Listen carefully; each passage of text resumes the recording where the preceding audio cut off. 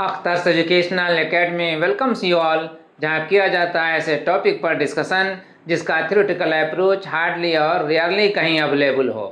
आज के video class में हम जिस टॉपिक पर डिस्कशन करेंगे वो टॉपिक है, कोई प्रॉब्लम है? ओके।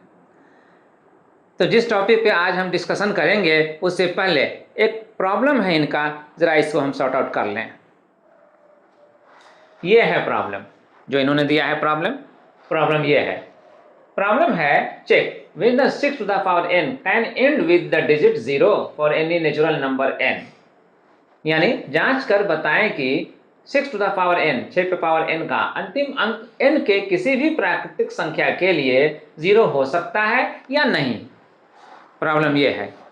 तो किसी भी नंबर पर अगर पावर n दे दिया जाए और n नेचुरल नंबर हो तो क्या उसके इवैल्यूएशन में जो हम इवैल्यूएट करेंगे उसके वैल्यू को हम फाइंड आउट करेंगे, तो क्या उसका वैल्यू जो फाइंड आउट करने से आएगा 0 से एंड हो सकता है? हमें जांच करके ये बताना है। इस तरह के प्रॉब्लम्स को वर्कआउट करने के लिए, सॉल्व करने के लिए हम एक बेसिक फैक्ट को रिकॉल करते हैं, याद करते हैं।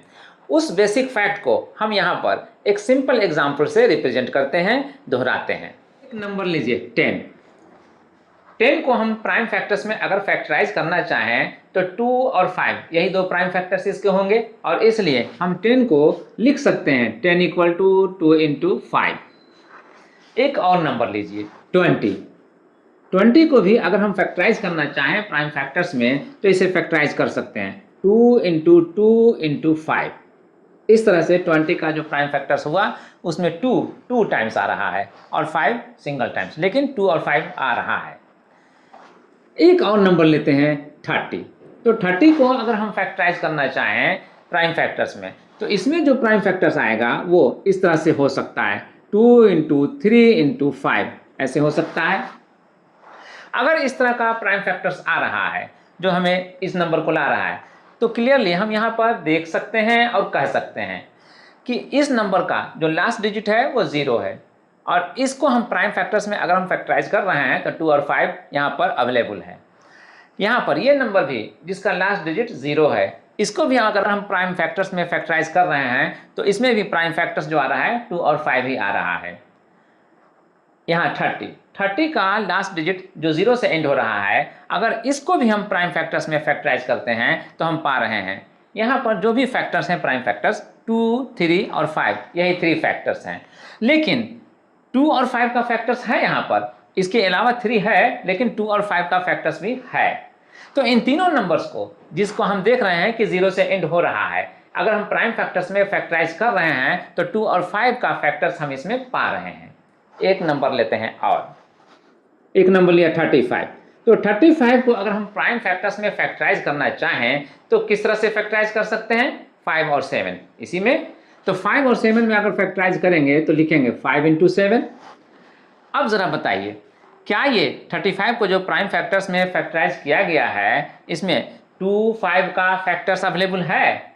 नहीं, इसमें 2 और 5 का फैक्टर्स अवेलेबल नहीं है। लेकिन इन तीनों में था, यहाँ भी 2 और 5 था, यहाँ भी 2 और 5 था, यहाँ भी 2 और 5 था, लेकिन इसमें 2 और 5 दोनों नहीं है। 5 है लेकिन 2 नहीं है। तो इस तरह से हम इंश्योर हो जाते हैं कि जिस नंबर का लास्ट डिजिट 0 से एंड हो रहा है उसको अगर हम प्राइम फैक्टर्स में फैक्टराइज करें तो 2 और 5 का फैक्टर्स वहाँ पर आएगा।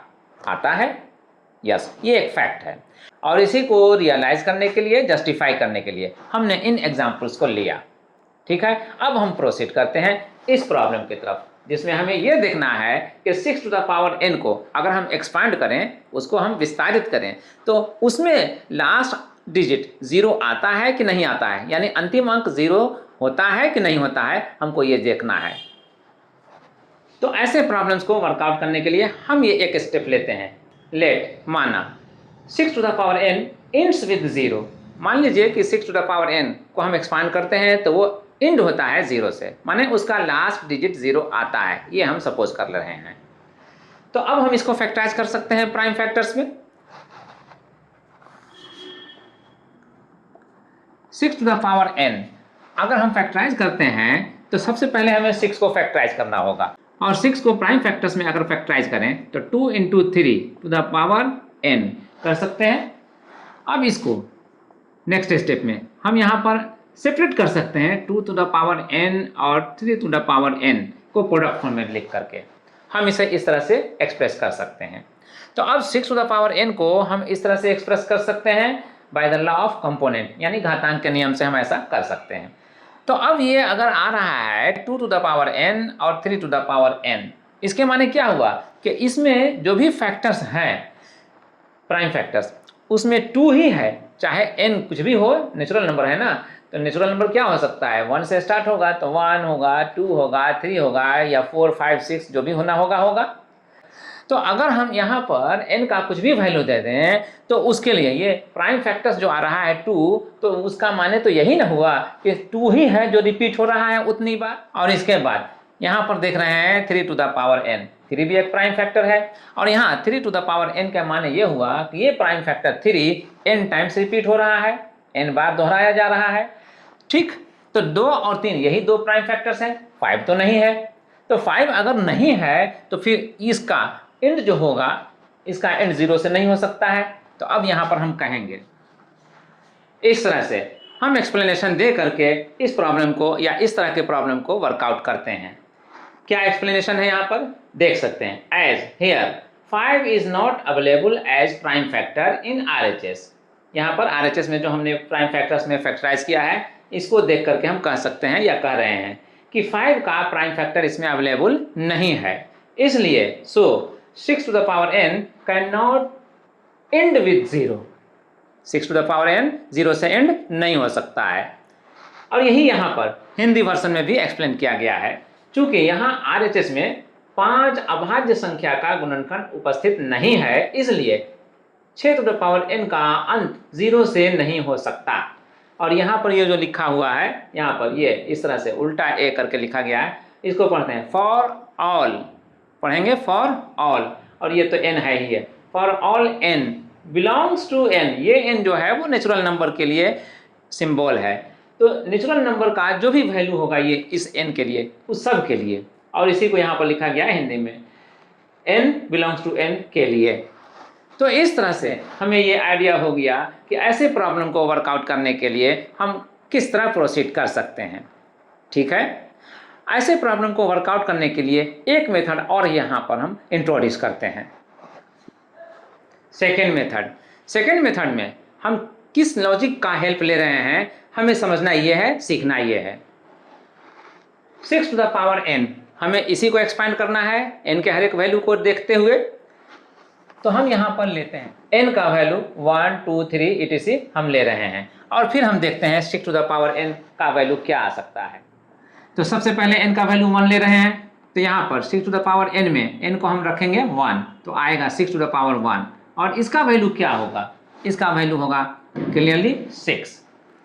उसके बाद आइए 6 to the power n में हम n का सेकंड वैल्यू क्या लेंगे 2, तो यहाँ पर 2 लेंगे। तो अब यहाँ पर क्या आएगा 6 का स्क्वायर का मतलब 6 into 6 36, तो ये 36 आ रहा है। अब उसके बाद n का वैल्यू हम यहाँ पर 3 लेने जा रहे हैं, तो जब हम 3 लेने जा रहे हैं तो अब इसके बाद 6 to the power 3 का वैल्यू क्या आएगा 6 to the power 3 मतलब 6 into 6 into 6, 3 times 6 को हम रिपीट करेंगे मल्टीप्लाई करने के लिए, तो फिर क्या आएगा।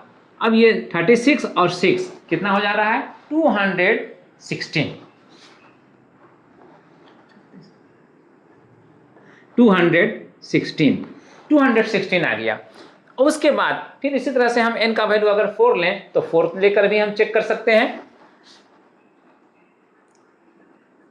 तो 6 into 6 into 6 into 6 इसके लिए हम एक्सपांड करेंगे। 6 into 6 करेंगे तो ये 36 हो जाएगा, तो ये 36 हो रहा है, इसको आप 36 लिख लीजिए। ये भी 36 हो रहा है, इसको भी आप 36 लिख लीजिए। अब 36 को 36 से मल्टीप्लाई करेंगे, कितना आएगा 36 को 36 से मल्टीप्लाई करने पे 1296 यही आता है, तो यहाँ पर लिखेंगे 1296। तो अब हम इसके बाद ये कंक्लूड कर सकते हैं इनको एज एग्जांपल लेते हुए कि जब हम 1 लिया n का वैल्यू तो ये नंबर 6 से एंड हुआ, जब n का वैल्यू हमने 2 लिया तो ये नंबर 36 जो है लेकिन 6 से एंड हो रहा है, जब n का वैल्यू हमने 3 लिया तो ये नंबर जो एक्सपांड करने पे आ रहा है 216 6 से एंड हो रहा है, और जब हमने n का वैल्यू 4 लिया तो इसका जो वैल्यू एक्सपांड करने पर आ सकता है वो आ रहा है 1296। तो ये भी 6 से एंड हो रहा है। तो हर हाल में n का वैल्यू चाहे हम जो भी लें, लेकिन वो एंड किससे हो रहा है? 6 से। इस तरह से इस लॉजिक से भी हम ये आंसर कर सकते हैं कि n का वैल्यू हम कुछ भी लें नेचुरल नंबर में, 6 टू द पावर n का वैल्यू एक्सपांड करने पे जो भी आएगा वो 0 से एंड नहीं होगा। तो इस लॉजिक के साथ हम इस प्रॉब्लम को वर्कआउट करते हैं, कंप्लीट करते हैं और तब लास्ट में लिखते हैं आंसर। यहां पर भी जो लास्ट में आया था उसको भी यहां पर फर्स्ट मेथड में जो लाए थे इसके लिए भी हम यहां पर कंक्लूड करेंगे आंसर से। तो इस तरह से जो प्रॉब्लम इनका था, प्रॉब्लम वर्कआउट हो गया। ठीक है, तो अब ये प्रॉब्लम वर्कआउट हो गया। अब इसके बाद हम चलते हैं उस टॉपिक की तरफ जो आज के लिए शेड्यूल्ड है। Yes, problem. ओके, तो आज के लिए जो शेड्यूल्ड टॉपिक है उसको अभी पोस्टपोन करते हुए इनका भी एक प्रॉब्लम है उसको वर्कआउट करते हैं। ये प्रॉब्लम है, आपका प्रॉब्लम यही है। प्रॉब्लम ये है, prove that 3 + √5 is not rational number, यानी सिद्ध करें कि 3 + √5 परिमेय संख्या नहीं है। तो इस तरह की प्रॉब्लम को हम किस तरह से वर्कआउट करते हैं सीखना हमें ये है। इसके लिए हम यहाँ पर स्टेप जो लेते हैं, लेट्स सी, हम यहाँ से स्टार्ट करते हैं। लेट या मान लीजिए, माना 3 + √5 इज रेशनल नंबर, यानी कि परिमेय संख्या है। कौन? 3 + √5। जिसको हमें साबित करना है कि यह रेशनल नहीं है, हम उसको क्या सपोज करेंगे? रेशनल है। यानी कि जो हम रेशनल नंबर मान रहे हैं, सपोज कर रहे हैं 3 + √5 को, उसको अगर रेशनल नंबर का प्रॉपर्टी हमें याद है जो कहता है कि कोई भी नंबर रेशनल नंबर अगर है तो उसे p/q के फॉर्म में लिखा जा सकता है, जिसमें p और q दोनों ही इंटीजर्स होंगे लेकिन q 0 नहीं होगा। तो यहाँ पर जो हम p/q देख रहे हैं इसमें p भी इंटीजर और q भी इंटीजर, लेकिन ये q 0 के बराबर नहीं होना चाहिए, नहीं होगा। और ये p/q अपने सिंपलेस्ट फॉर्म में है, सरलतम रूप में है या नहीं है। हम यहाँ पर सिंपलिसिटी के लिए, आसानी के लिए मान लेंगे कि यह सिंपलेस्ट फॉर्म में है। ओके, तो इस तरह से p/q को जो हम सिंपलेस्ट फॉर्म में सपोज कर रहे हैं इस नंबर के लिए रेशनल नंबर, तो रेशनल नंबर का ये सिंपलेस्ट फॉर्म है। इस सिंपलेस्ट फॉर्म में p और q दोनों ही इंटीजर हैं और साथ ही q 0 के बराबर नहीं है। यही यहाँ पर एक्सप्रेस्ड है, यही यहाँ पर मेंशन है। अब हम इसके बाद प्रोसीड करते हैं, स्टेप लेते हैं। देयरफॉर 3 + √5 = p/q, ये होगा। अब अगर 3 + √5 = p/q के फॉर्म में आ रहा है तो इसमें 3 के बारे में हम जानते हैं कि यह एक इंटीजर है ना। तो हर इंटीजर एक रेशनल नंबर होता है, तो 3 भी रेशनल नंबर है। तो 3 को आप राइट साइड ले जाइए। तो 3 को हम राइट साइड ले जाते हैं, इसलिए लेफ्ट साइड में √5 ओनली बच जाता है और राइट साइड में p/q -3 ये हो जाता है। अब p/q और -3 ये 2 नंबर हैं, राइट साइड का ये 2 टर्म्स है और लेफ्ट साइड में अब सिर्फ 1 टर्म रह गया, सिंगल टर्म रह गया।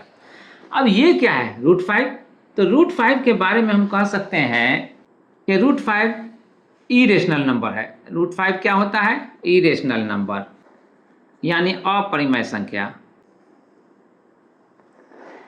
और इसमें क्या है?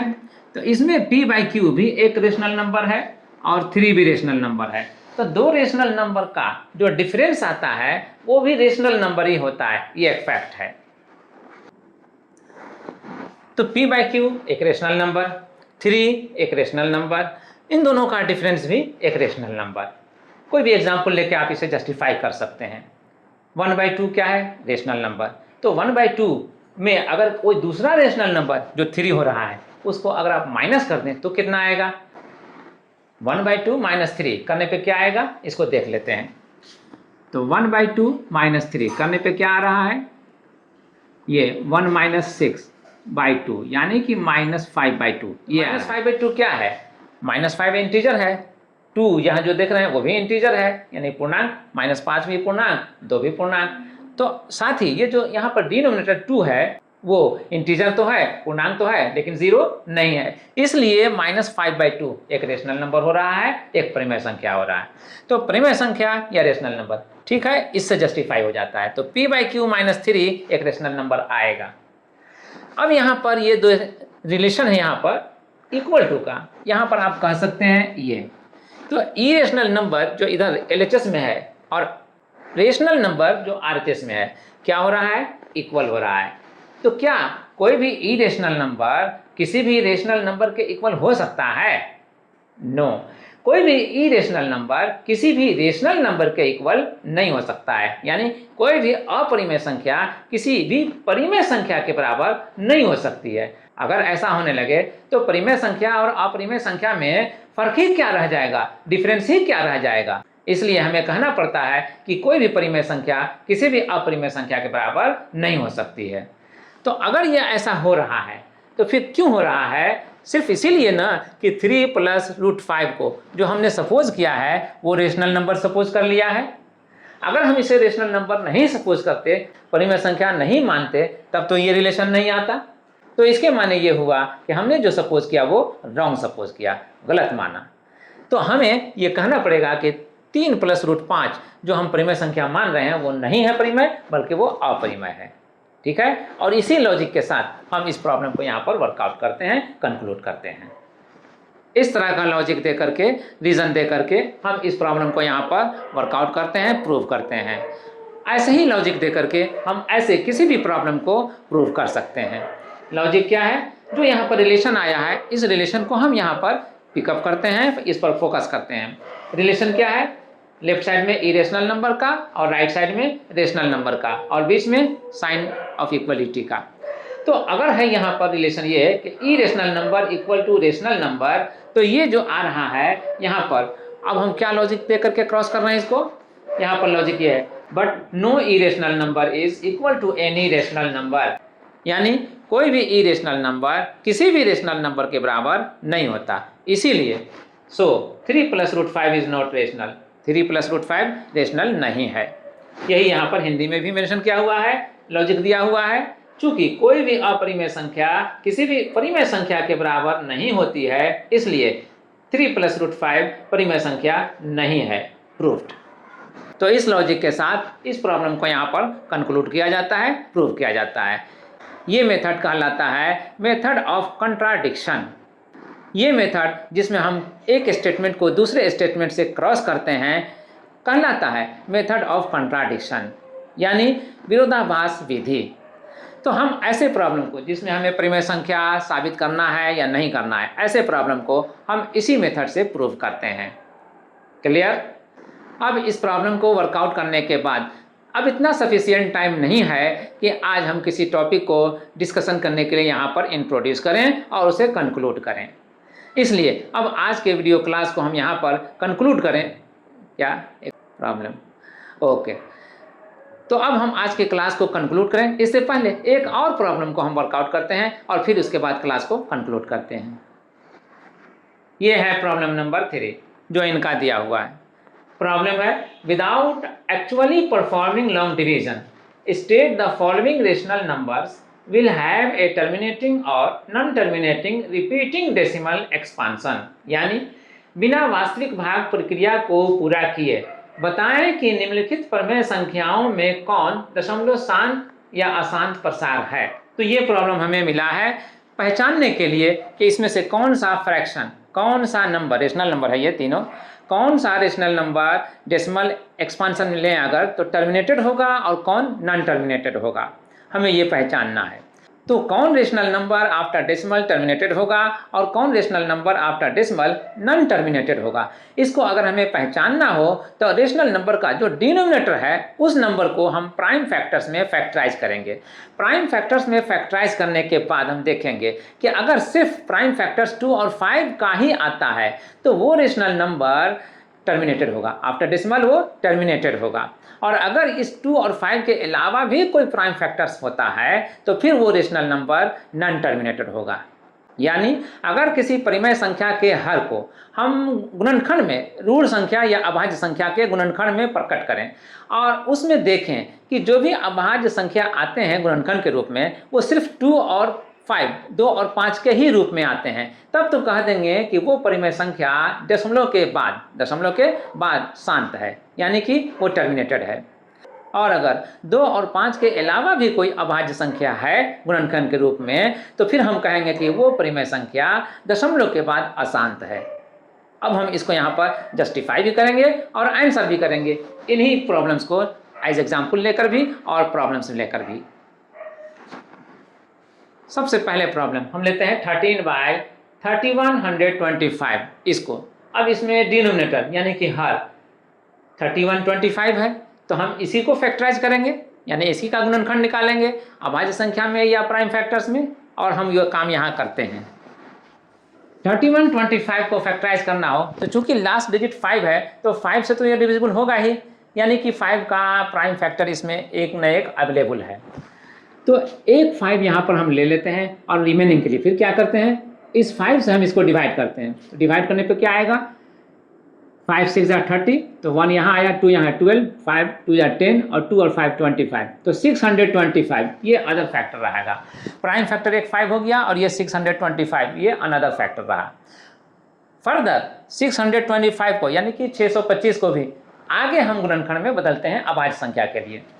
तो अब हम इसको वंस अगेन 625 को भी अगर करें तो ये भी 5 से खत्म हो रहा है, इसका भी लास्ट डिजिट 5 है, तो इसको फिर हम 5 से डिवाइड कर सकते हैं, यानी कि 5 का प्राइम फैक्टर्स वंस अगेन हम इसमें पा सकते हैं। तो इसके लिए हम लिखेंगे 5 यहाँ और तब तो 125, ये अदर फैक्टर आया 125 का।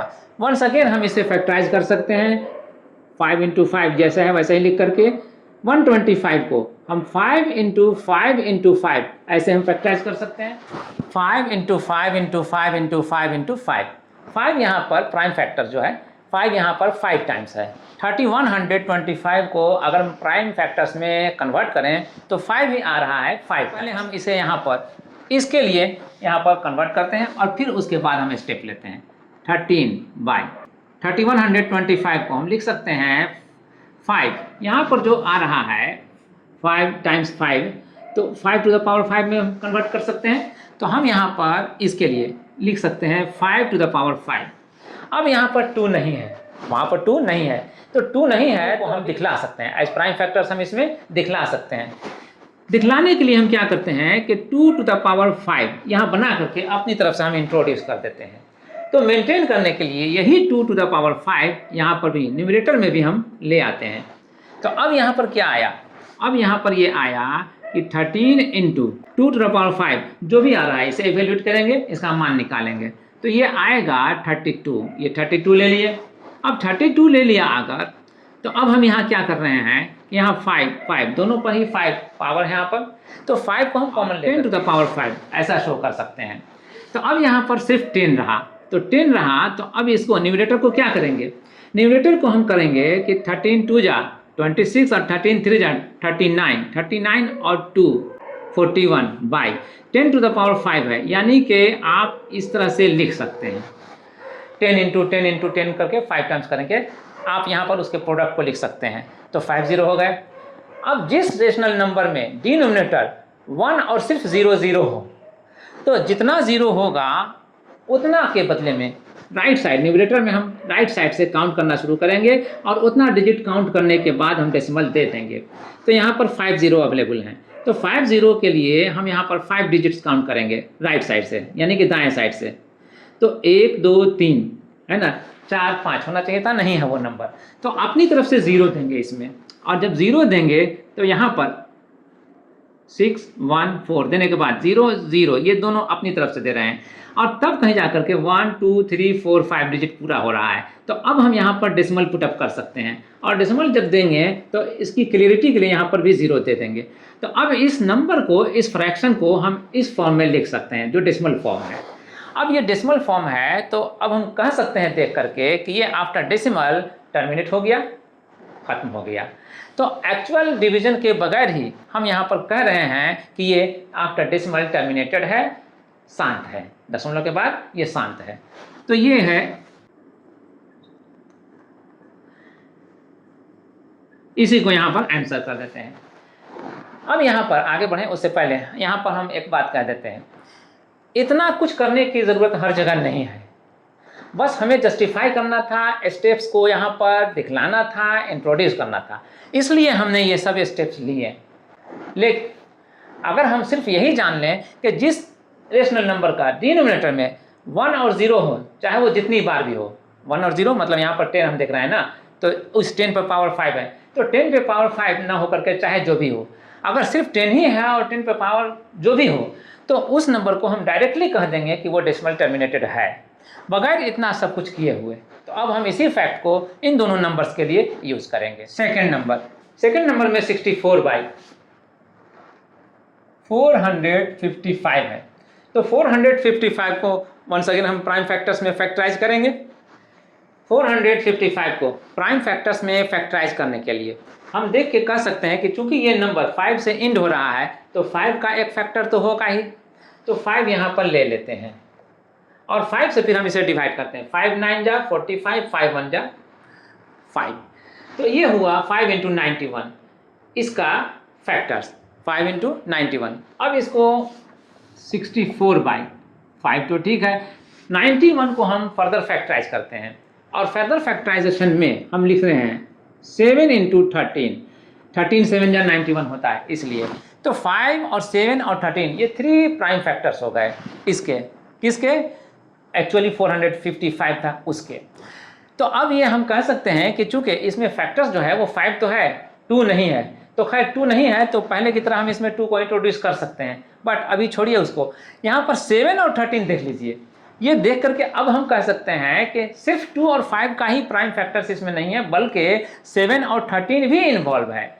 तो अगर 2 और 5 के अलावा भी कोई फैक्टर्स है, प्राइम फैक्टर्स, तब वो number rational number decimal non terminating होगा, डेसिमल के बाद वो नॉन टर्मिनेटेड रहेगा।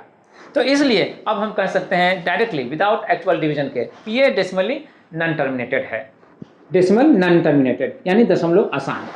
तो अब इसी के साथ इसका आंसर हो गया और इसलिए हम यहाँ पर लिखेंगे आंसर।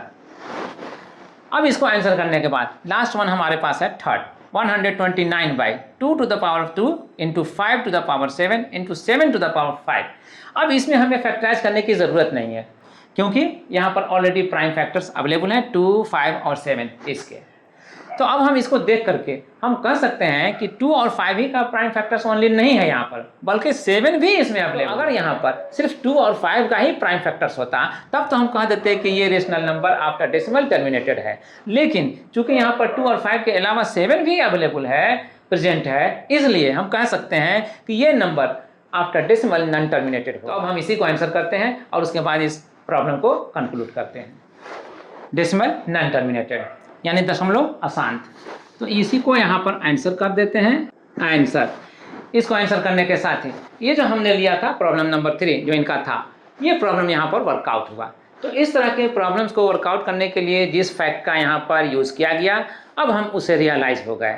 कहीं पर भी ऐसा अगर कोई प्रॉब्लम रहेगा तो हम इसी फैक्ट को यूज़ करते हुए उसको हम वर्कआउट करेंगे, उसको हम आंसर करेंगे। क्लियर?